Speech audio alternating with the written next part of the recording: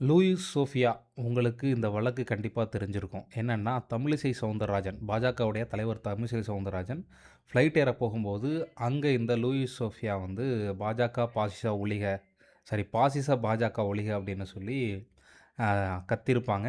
Protest மாரி sound போட்டு கோஷமாக எழுப்பியிருப்பாங்க. உடனே அவர்கள் மீது வழக்கு பதிந்து, அந்த வழக்குல வந்து அவங்க கைதும் செய்யப்பட்டாங்க. அந்த கைதுக்கு எதிரா என்ன பண்றாங்க, சோஃபியா ஹியூமன் ரைட்ஸ் கமிஷன்ல போயி கேஸ் ஃபைல் பண்றாங்க. ஹியூமன் ரைட்ஸ் கமிஷன்ல அர்னேஷ்குமார் ஜட்ஜ்மெண்ட்ட அவங்க ஃபாலோ பண்ணல. அர்னேஷ்குமார் ஜட்ஜ்மெண்ட்ட ஃபாலோ பண்ணியிருந்தா, அவங்க கைது செய்வதற்கான அதிகாரமோ, அல்லது ரிமாண்ட் பண்றது இது ஒரு எஃப்ஐஆர் போடுவதற்கான அதிகாரமோ இவங்களுக்கு கிடையாது. இதில பண்ணியிருக்க வேண்டிய அவசியம் இல்ல அப்படின்னு சொல்லி ஒரு வழக்கு போடுறாங்க. அந்த வழக்குல அ ஹ human rights SHRC state human rights என்ன பண்றாங்க, அவங்களுக்கு 2,00,000 காம்பன்சேஷனும், கன்சர்ன் அதிகாரி மேல டிபார்ட்மெண்டல் ஆக்ஷன் எடுக்கணும்னு சொல்லி தீர்ப்பு குடுக்குறாங்க. இந்த தீர்ப்புக்கு எதிராக அதிகாரிகள் வந்து மதுரை கிளை பெஞ்ச்ச வந்து நாடுறாங்க.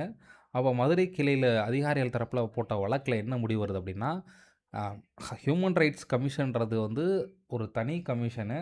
அது பேரலலா ஒரு கவர்மெண்ட் மாரி இயங்கக்கூடாது. இந்த மாரி வழக்குகள்ல ஒரு ட்ரையல் நடத்தி தான் இது சரியா, தப்பான்ற முடிவுக்கு வர முடியும். அதனால இந்த மாரியான முன்முடிவுக்கு வர்றது வந்து தவறானது அப்படின்னு சொல்லி, ஹியூமன் ரைட்ஸ் கமிஷனுடைய ஆர்டர வந்து செட் அசைட் பண்ணிட்டு, அ உங்களுக்கு மேனர் டூ லா என்ன தெரியணுமோ, அத வந்து நீங்க ஃபாலோ பண்ணுங்க. ஹியூமன் ரைட்ஸ் வந்து இந்த பேரலல் கவர்ன்மெண்ட் வந்து ட்ரையல கண்டக்ட் பண்ண முடியாது அப்படின்றத ரொம்ப காட்டமா வந்து சொல்லியிருக்காங்க. இந்த ஜட்ஜ்மெண்ட் உங்களுக்கு எப்படி இருக்கு? இத எப்படி நீங்க அணுகுறீங்க? இது உங்களுக்கு என்ன மாரியான புரிதல குடுத்துருக்கு அப்படின்றத நீங்க கமெண்ட் பண்ணுங்க.